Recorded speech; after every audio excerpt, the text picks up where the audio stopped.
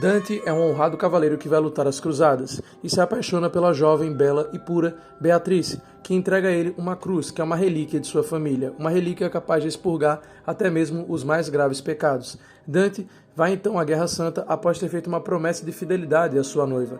Lutando lá, ele acredita que foi perdoado de todos os seus pecados. Porém, ele descobre que, na verdade, o bispo que os perdoou, na verdade, mentiu para eles.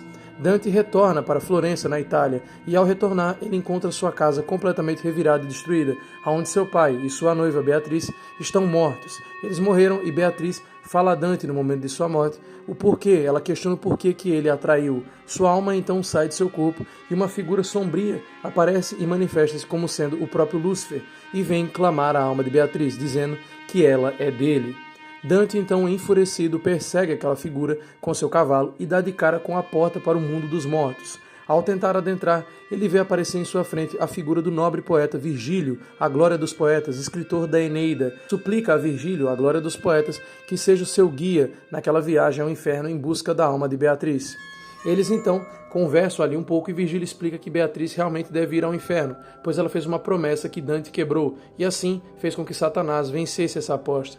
Dante então pergunta que promessa é essa, porque ele prometeu ser fiel e ele acredita que ele foi. Porém, Virgílio diz que não, ele quebrou a sua promessa, fazendo com que assim Beatriz perdesse a aposta com Satanás. Satanás tentou Beatriz, pois ele viu que ela era uma moça de alma pura, que foi livrada do pecado original, assim fazendo com que fosse uma alma apta para que ele a roubasse para poder atravessar e invadir o reino dos céus. O diabo então fez essa aposta com Beatriz e após ela perder, veio clamar o que era de seu direito, uma noiva pura que ele iria conseguir corromper e assim ascender novamente aos céus e enfrentar o Criador. Dante, sabendo tudo isso, diz a Virgílio que ele não traiu Beatriz e segue na negação. Então a história adianta com eles adentrando no inferno para buscar Beatriz, já que Dante está certo que ele vai conseguir sim salvar a sua amada.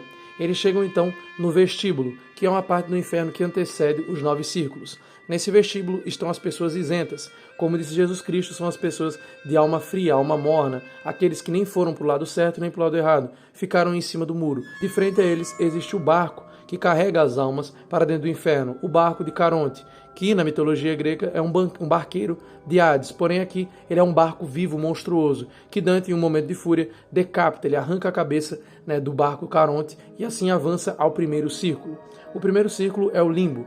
Neste local não há verdadeiramente um tormento, apenas um vazio em solidão. É um local onde a melancolia é eterna, onde não se vê a luz de Deus, mas também não se é atormentado por Satanás e seus demônios. Aqui nós vemos pessoas virtuosas, como por exemplo grandes filósofos, como Sócrates, Platão e Aristóteles. E nós também vemos alguns reis que eram reis pagãos, mas ainda assim virtuosos, como por exemplo Saladino e outros reis ali que fizeram parte das cruzadas, que enfrentaram ali Dante, sultões e tal. A partir disso, Dante chega então no homem que julga as almas ali naquele círculo, que é o rei Minos. Na House of Pain, a Casa da Dor, Minos julga implacavelmente todas as almas, com brutalidade, cerrando elas em uma grande roda com lâminas. E Dante enfrenta ele derrubando o próprio rei em sua lâmina, assim destruindo o rei e podendo avançar para o próximo círculo, indo logo de cara com o pecado da luxúria. Nesse círculo, aqueles que sucumbiram aos desejos da carne são totalmente torturados ali, e os chefes desse local são Cleópatra e seu amante Marco Antônio. Dante é tentado nesse círculo por vários demônios que assumem forma de belas mulheres e tentam tentá-lo, fazendo com que ele sucumba aos desejos da carne. Porém, Dante resiste e segue em frente. Indo para o círculo da gula, esse é o terceiro círculo. Aqui, aqueles que cometeram o pecado da gula, os glutões, estão sendo torturados por Cerberus e outros demônios. Aqui, Cerberus é uma espécie de mistura de verme com cachorro, um bicho bem nojento. E o Dante deve adentrar dentro do corpo do animal para poder encontrar o verdadeiro círculo da gula. E lá ele consegue absorver a alma de alguns conterrâneos dele e também consegue aí também destruir mais e mais demônios e vencer Cerberus e eventualmente passar para o quarto círculo, onde ele descobre a verdade sobre seu pai, que foi um homem avarento, abusivo e infiel, que maltratava muito sua mãe e ele. E, inclusive, Dante acaba eventualmente absolvendo a alma de seu pai e derrotando ele, após ele descobrir, ele ter a triste decepção de que seu pai se vendeu a Lúcifer por todo o ouro que havia ali dentro do inferno, ficando até mesmo contra o seu filho.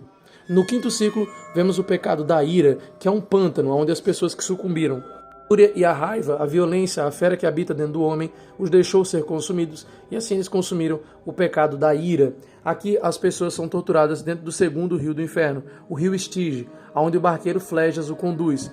E aqui eles dão uma carona, né, para o Dante para ele poder atravessar. Ele sobe no Flégias e eles conseguem atravessar em direção à cidade de Dite, onde fica o sexto círculo. Agora chegando na cidade de Dite, que é o lar dos hereges, onde todos aqueles que pecaram contra a doutrina são torturados em grandes caixões de chamas. A cidade não tem nada, apenas um monte de caixões e uma tortura eterna àqueles que cometeram a heresia. Avançando para o sétimo círculo, teria aqui um Minotauro, que seria o guardião, né, de dentro deste círculo. Ao chegar no círculo, Dante descobre que este é o círculo para as pessoas onde foram violentas, as pessoas que foram violentas contra os outros, as pessoas que foram violentas contra Deus e também as pessoas que foram violentas contra si mesmo.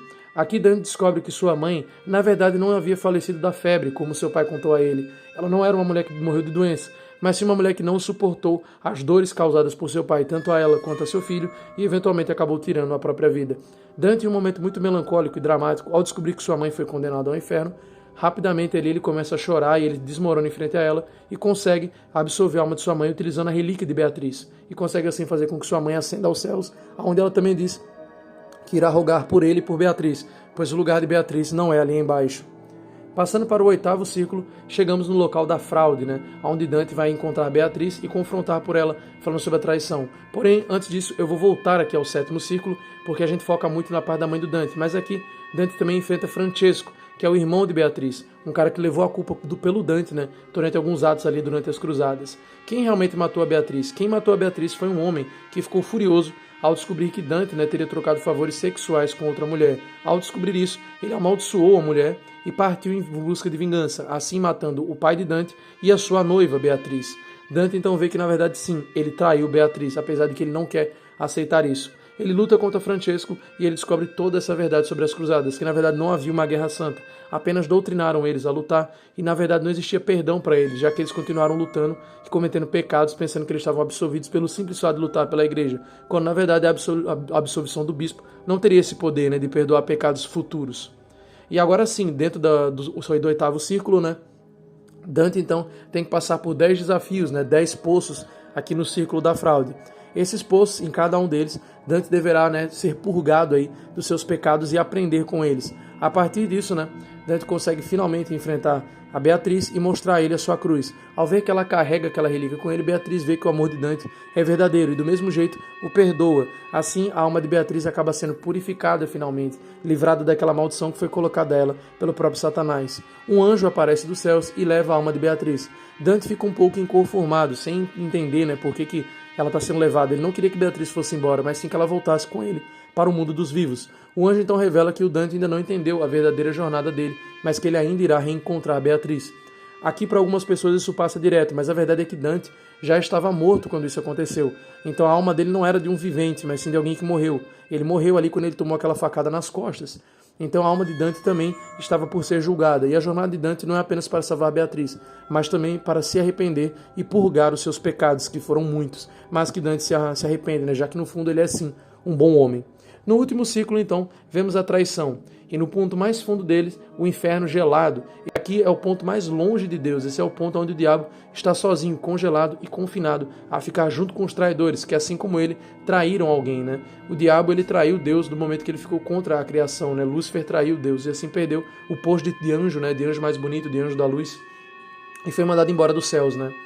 Dante então enfrenta o diabo e mostra para ele que ele tem sim poder para derrotá-lo, e ele o derrota utilizando a sua cruz, né, explodindo o diabo que está ali congelado e prendendo ele com a ajuda também das almas que ele ajudou a absolver, né. Após derrotar o diabo finalmente, Dante consegue uma entrada para o purgatório, e ao entrar lá ele vê que uma serpente o seguiu. O filme e o jogo de Dante's Inferno param por aqui, porém no livro da Divina Comédia e também no mangá de Go Nagai, que adapta, a história continua. Então eu vou aqui também dar um breve recap do que acontece dentro do purgatório. No Monte Purgatório, do mesmo jeito que existem os círculos do diabo, também existem as passagens no Monte Purgatório. Nesse monte, cada pecado vai ser purgado de uma maneira. Gula, ira, luxúria, todos os pecados serão purgados. Dante, ao entrar no local, é visitado por um anjo que marca um diadema em sua testa. E a partir que ele for passando por esses círculos ao lado de Virgílio, ele vai conseguindo ali ter esse diadema removido, até que ele possa finalmente ascender aos céus e chegar, né, mais próximo de Deus e reencontrar com Beatriz. Aqui Virgílio ainda acompanha o Dante. Porém, quando ele chega no paraíso, né, após ele ascender, né, de dentro do purgatório, ele encontra-se sim com Deus, porém Virgílio não o acompanha. Né, ele agora vai ser guiado pela Santa Beatriz, que é a alma, né, de sua amada. Porém aqui Dante ele vai ficar sempre em choque, sempre falando que ele está imaginando coisas, porque não tem como ele ver a face de Deus. Então ele vê muita luz, ele ouve vozes, ele escuta músicas, mas ele não consegue ver Deus face a face ainda. Então Dante ele ainda não consegue, porém ele se reencontra assim com Beatriz. E para quem também se pergunta o que acontece com o diabo, obviamente ele é jogado de volta no inferno, né? Aquela serpente que adentra a partir dos pecados de que são purgados de Dante, né? No final do anime e também no final do jogo, você vê que quando Dante ele tira os pecados que foram purgados, aquela cruz dele acaba se tornando uma espécie de serpente, né? Que segue ele por dentro do purgatório. Porém, essa serpente ela é rapidamente capturada e jogada de volta no inferno. Vem uma águia, tal, mandada por um anjo, que ela captura a serpente e a manda embora, né? Aqui eu vou fazer um pequeno adendo também, que no mangá do Go Nagai é bem curta essa parte do purgatório e do céu. Por quê? Porque aqui não acontece muita coisa. Não tem, aqui acontece apenas as passagens, né, do Dante no purgatório, e quando ele chega no paraíso é tudo muito difícil, porque o Dante ele fala que não tem como ver a face de Deus. Né? Isso é uma coisa até que teologicamente é atestada, que é dito que um vivente não pode ver a face de Deus. Né?